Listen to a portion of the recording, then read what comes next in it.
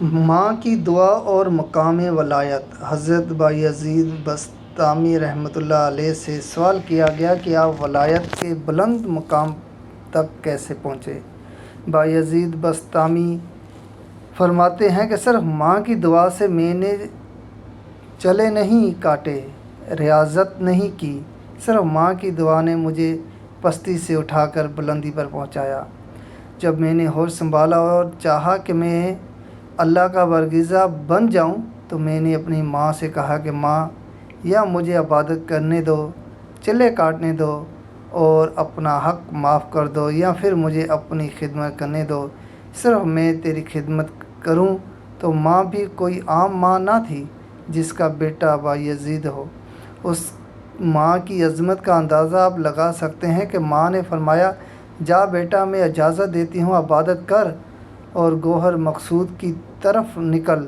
بایزید فرماتے ہیں کہ 20 سال گھر سے نکل کر عبادت کی، ریاضت کی، چلے کاٹے، لیکن حجابات دور نہ ہوئے، سینہ روشن نہ ہوا، باطنی آنکھ نہ کھل سکی۔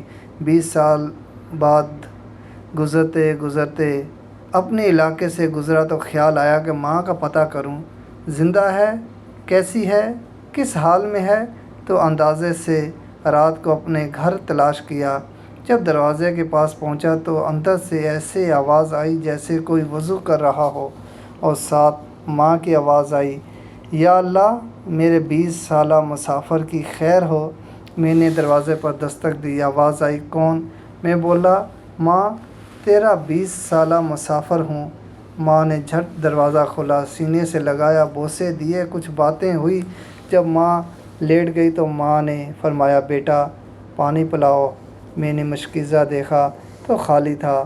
میں دریائے دجلہ کی طرف گیا، سخت سردی میں پانی لایا۔ جب گھر پہنچا، پانی ایک پیالے میں نکالا اور ماں کی طرف گیا تو دیکھا کہ وہ سو چکی تھی۔ میں پیالہ پکڑے کھڑا رہا، کب ماں کی آنکھ کھلے اور وہ پانی مانگے۔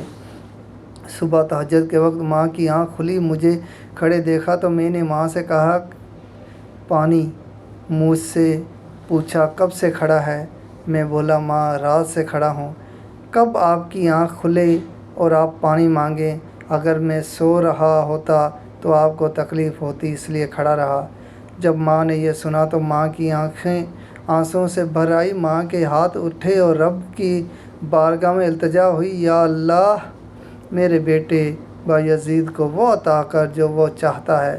بایزید فرماتے ہیں کہ ادھر ماں کے ہاتھ اٹھے اور ادھر میری آنکھوں کے حجابات دور ہو گئے، سینہ روشن ہو گیا، باطنی آنکھ روشن ہو گئی، میری نگاہ کے سارے پردے دور ہوئے۔ یہ ایک ماں کی دعا تھی۔